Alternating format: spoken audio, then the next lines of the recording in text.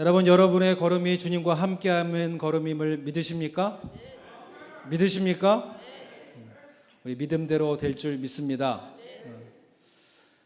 우리가 슬프지만 또 슬픔의 시간 가운데 또 은혜를 목도하게 되는 게, 여러분, 이종순 권사님이 이쪽에 자기의 훗날을 장로님께 위탁하시면서 이런저런 부탁을 하셨어요. 그리고 기도하시는 게 오늘 장례의 순간들 동안에 보니까 그대로 이루어지시더라고요.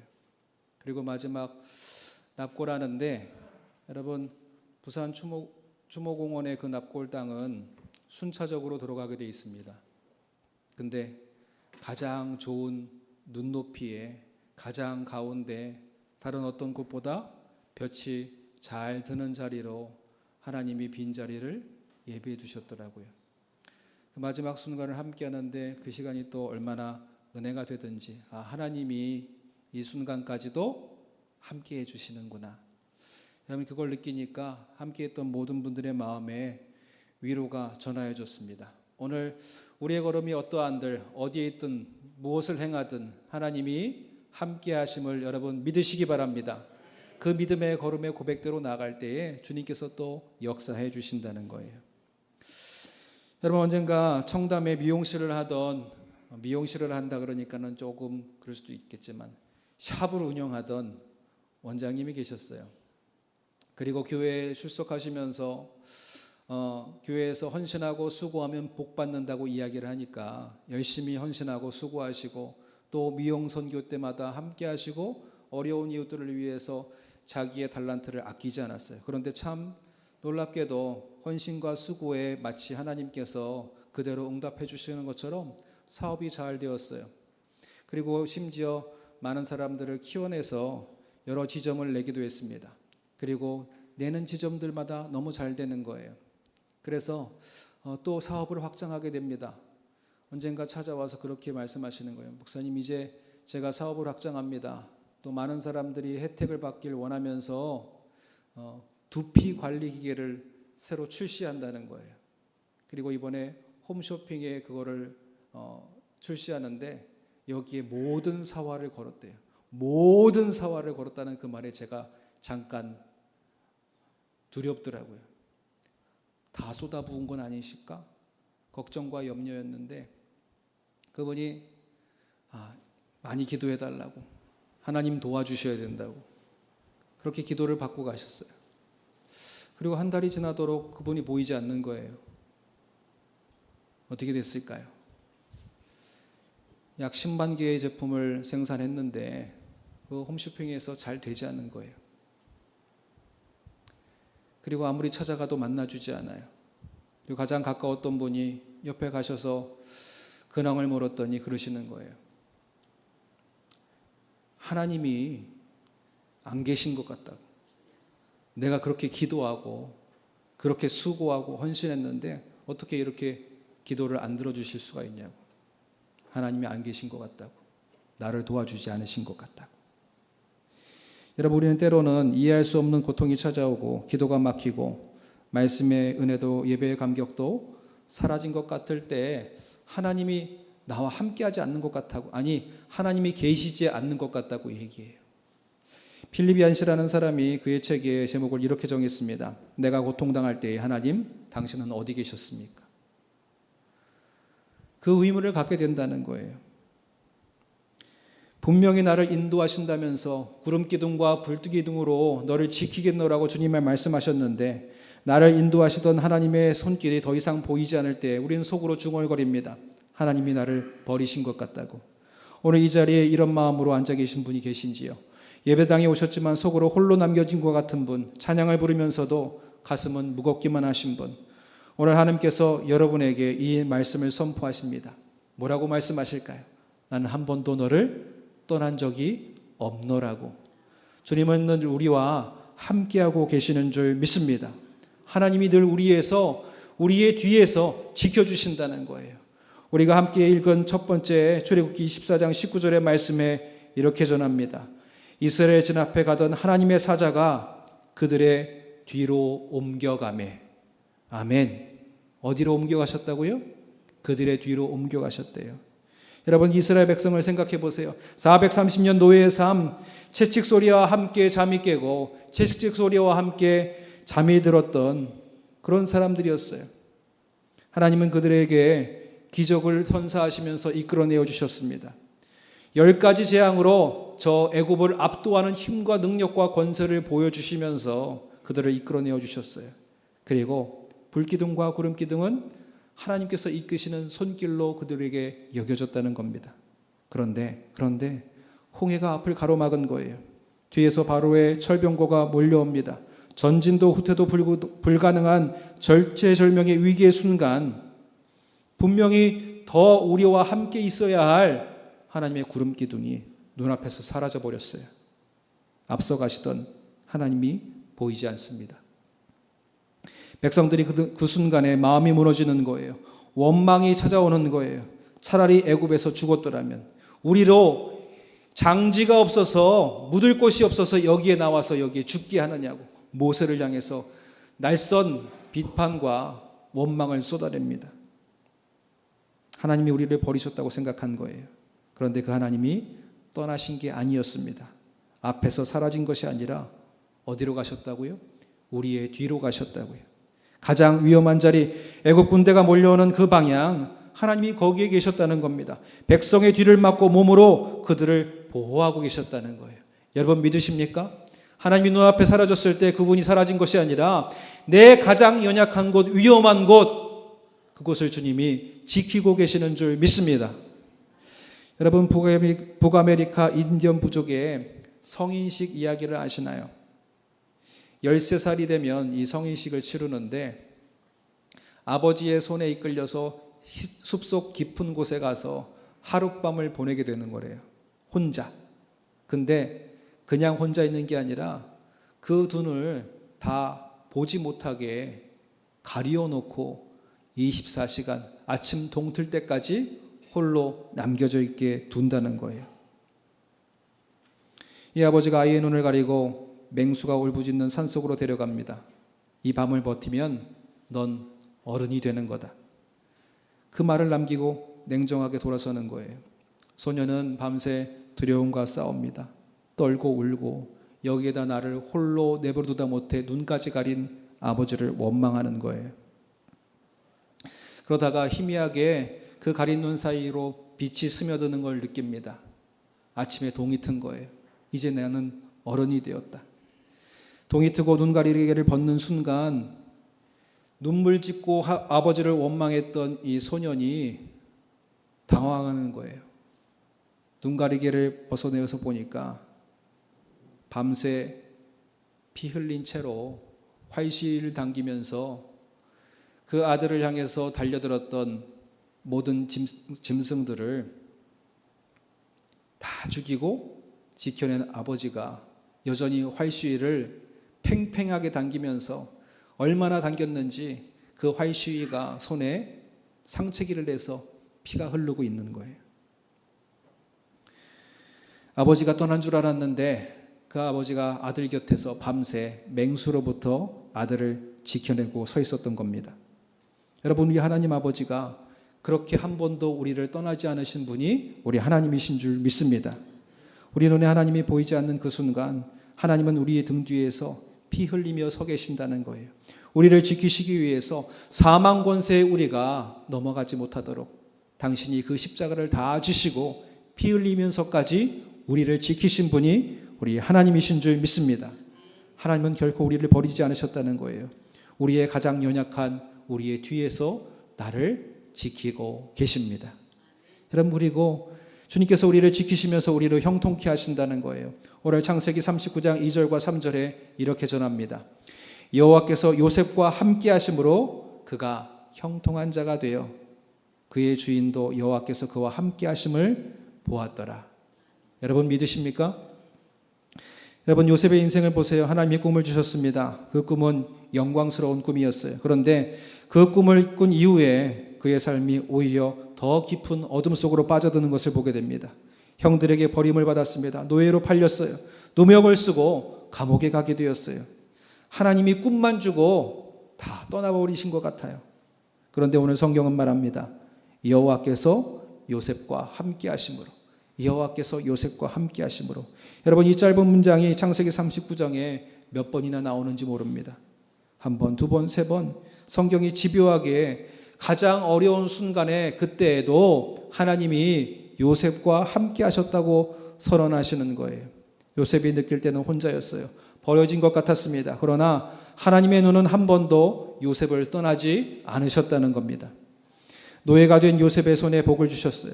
간수장의 눈에 그 은혜를 바라보게 하셨습니다. 감옥 안에서도 범사를 형통케 해주셨다는 거예요. 그리고 결국 바로의 꿈을 해몽하게 하시고 애굽의 총리로 세우십니다. 여러분, 하나님의 손길이 미치지 않는 곳은 없는 줄 믿습니다. 잘 될 때 하나님이 함께 하시는 것이 아니라 우리가 가장 안 되고 가장 어려운 순간에도 주님은 나와 함께 해주신다는 거예요. 여러분, 그게 형통입니다. 우리의 어려운 순간에도 하나님이 함께 하시기에 우리의 삶이 형통케 될 수 있을 줄 믿습니다. 여러분, 다윗도 마찬가지예요. 기름 부음을 받았지만 광야에서 10년 동안 사울의 창과 칼을 피해서 도망쳐야 했어요. 왕으로 세우신다 하셨는데, 기름 부음 받고 왕이 된다 하셨는데 그의 목숨이 위태로웠습니다. 그런데 성경은 이렇게 선언하는 거예요. 사무엘하 5장 10절에 이렇게 선포합니다. 만군의 하나님 여호와께서 함께 계시니 다윗이 점점 강성하여 가니라. 아멘. 하나님이 함께 하실 때 우리가 연약해서 넘어지는 것이 아니라 더욱더 강성해지더라는 거예요. 분명히 다윗은 쫓겼어요. 엔게디 광야 굴속까지 쫓김을 당했습니다. 그런데 거기서 두려워하고 떨며 무너지는 것이 아니라 그 가운데서도 담대히 행하면서 사울의 옷자락을 찢어내면서도 그를 해하지 아니하고 자기의 옳음을 증명해 보이는 단단함이 다윗의 인생 가운데 있었다는 거예요. 고난 속에서 쓰러진 것이 아니라 강해졌습니다. 왜요? 하나님이 그와 함께 하심을 알았기 때문인 줄 믿습니다. 여러분, 오늘 우리의 삶이 요셉과 같으신지요? 꿈은 받았는데 현실은 여전히 어둡습니까? 사명은 받았는데 홀로 여전히 광야의 길을 걷고 계시는지요? 하나님은 그 자리에서도 우리와 함께하고 계시는 줄 믿습니다. 지금 이 순간에도 당신은 우리를 형통케 하시는 그 일을 멈추지 않고 계속해서 일하고 계시는 분이 우리 하나님이시라는 거예요. 여러분, 이게 의심될 때마다 우리 하나님 앞에 고백하는 거예요. 하나님, 지금의 현실로 하나님의 일하심을 저는 볼 수 없습니다. 그러나 나로 알게 하여 주시옵소서. 가장 어려운 순간에도 주님이 함께 하심을 느끼게 하여 주시옵소서. 여러분, 이정순 권사님의 장례 가운데도 우리가 함께 하심은 하나님의 음성이 명확하게 내 삶에 들려서가 아니라 우리가 기도하고 주님께 구한 대로 이루시는 그 역사를 볼 때에 하나님이 나를 위해서 함께하고 일하고 계심을 믿게 되는 줄 믿습니다. 하나님, 내게도 일하여 주시옵소서. 여러분, 우리가 그 은혜를 누리려면 어떻게 해야 될까요? 오늘 열왕기하 6장 16절과 17절에 도단성을 포위해서 어려움을 당할 때에 엘리야로 보게 하시고 또 두려움 가운데 있는 그 사환에게도 이 은혜를 누리게 하시면서 두려움을 이기게 하시는 거예요. 우리와 함께한 자가 그들과 함께한 자보다 많으니라. 불말과 불병거가 산에 가득하여 엘리사를 둘렀더라. 보이지 않을 뿐 하나님은 우리로 더 크게 역사하고 계시다는 거예요. 여러분, 도단성이 사방으로 포위되었습니다. 아람의 대군이 성을 에워쌌어요. 엘리사의 종이 새벽에 나갔다가 그 광경을 목격합니다. 수많은 군사, 병거와 말들, 그 어디를 돌아보아도 빠져나갈 틈이 없는 거예요. 마음이 속절없이 무너졌어요. 두려움과 떨림으로 달려가서 주인에게 말합니다. 주여, 우리가 어찌하리이까? 공황과 당황이에요. 패닉이에요. 그런데 엘리사는 흔들리지 않습니다. 그리고 도리어 기도하는 거예요. 평온함 가운데 두려움과 패닉과 공황과 당황 가운데 떨고 있는 사환을 위해서 기도하는 거예요. 여호와여, 그의 눈을 열어 보게 하여 주시옵소서. 보게 하여 주시옵소서. 여러분, 오늘 우리가 홀로 있는 것 같을 때, 광야의 길을 홀로 걷는 것 같을 때 이렇게 기도해야 할 줄 믿습니다. 주여, 나의 눈을 열어 보게 하여 주시옵소서. 우리 이 시간 함께 고백해 봅시다. 주여, 나의 눈을 열어 보게 하여 주시옵소서. 이대로 이루어 주실 줄 믿습니다. 여러분, 그 종의 눈이 열리는 순간 산에 가득한 불말과 불병거가 보이는 거예요. 여러분, 새로 나타난 것이 아니라 이미 처음부터 거기 있었다는 겁니다. 다만 두려움이 그의 눈을 가렸을 뿐 하나님은 여전히 우리와 함께 하셨다는 거예요. 여러분, 가이드 포스트지에 한 이야기가 실렸는데 한 부인의 이야기예요. 그 부인이 이혼한 지 1년 되어서 가족도 친구도 그리고 경제적 기반도 모두 잃었을 때에 살아갈 이유를 찾지 못한 거예요. 내가 여기서 더 이상 살아서 무엇하냐. 극단적인 마음이 찾아오니까 이제 그날 밤 마음을 단단하게 먹고 짐을 정리하기로 했어요. 내가 죽고 난 뒤에 다른 사람들이 수고하지 않도록 짐을 다 정리하고 마지막 갈 길을 준비하고 있는데, 이렇게 정리하다 보니까 딸이 초등학교 3학년 때 만든 작은 숙제 노트를 발견한 거예요. 궁금해서 한 장 한 장 넘기는데 그 중에 숙제 중에 하나가 인생 일기장, 사진으로 만든 인생 일기장이었어요. 한번 보니까 1살 때부터 8살 때까지 자기 사진을 이렇게 붙여놓고 마지막 8번째 페이지에 그 딸이 이렇게 써놓은 거예요. The end. 8살짜리가. 겨우 8살짜리가 인생 다 살았다고 거기가 끝이라고 적어놓은 겁니다. 그런데 그 옆에다가 그 아이의 담임 선생님이 빨간 펜으로 The end라는 말에 찍찍 긋고 옆에다 이렇게 써놓으셨어요. 너의 새로운 시작이야. 끝이 아니라 너의 새로운 시작이야. 근데 이 빨간 글씨가 마치 하나님이 자기에게 말씀하시는 것처럼 보이더래요. 아니야. 너 지금 끝이 아니야. 지금부터가 너의 진짜 시작이야. 그 종이에 적힌 그 빨간 글씨가 하나님의 음성으로 울려서 가슴을 벅차게 때리더라는 거예요. 그리고 그 노트를 부여안고 거기서 통곡하면서 엉엉 울었다는 거예요. 여러분, 주님께서도 십자가에서 숨을 거두시던 금요일 밤 모든 것이 끝난 것 같았습니다. 주님과 함께 했던 제자들이 그렇게 생각했어요. The end. 예수님도 끝이고 내 제자의 삶도 다 끝이라고. 그런데 하나님께서 무덤 문을 박차고 오시면서 우리에게 선언하시는 거예요. 끝이 아니라 새로운 시작이라고. 오늘 그 하나님의 명령을 우리에게 선언하고 계시는 줄 믿습니다. 다 끝난 것 같고 더 이상 시도해 볼 수 없는, 가능성이 없는 내 삶의 끝이 아니라 새로운 시작이라고. 죽음도 우리를 막지 못하는 줄 믿습니다. 죽음도 끝이 아니라 새로운 시작인 줄 믿습니다. 영원한 생명, 저 천국의 소망을 향한 새로운 시작이라고 오늘 우리에게 선언하시는 거예요. 그리고 하나님이 출애굽기 14장 15절에 오늘 우리에게 동일하게 명령하십니다. 이스라엘 자손에게 명령하여 앞으로 나아가게 하라. 앞으로 나아가게 하라. 기도비 응답이 올 때까지 기다리라 하지 않으셨어요. 상황이 해결될 때까지 멈춰 있으라 하지 않으십니다. 그냥 앞으로 나아가라. 여러분, 오늘 하나님께서 우리에게 네가 나를 신뢰하고 나를 믿고 내가 너와 함께함을 믿는다면 거기에 주저앉아 있는 것이 아니라 일어나 나아가라 우리에게 명령하고 계시는 줄 믿습니다. 하나님께서 예비하신 축복이 기다리고 있다는 거예요. 머물러 있지 않고 한 걸음 나아갈 때에 거기에서 우리가 주님께서 예비하신 축복을 만나게 될 수 있을 줄 믿습니다. 믿음으로 의심치 않고 나아갈 때에 그 은혜를 주시겠다는 거예요.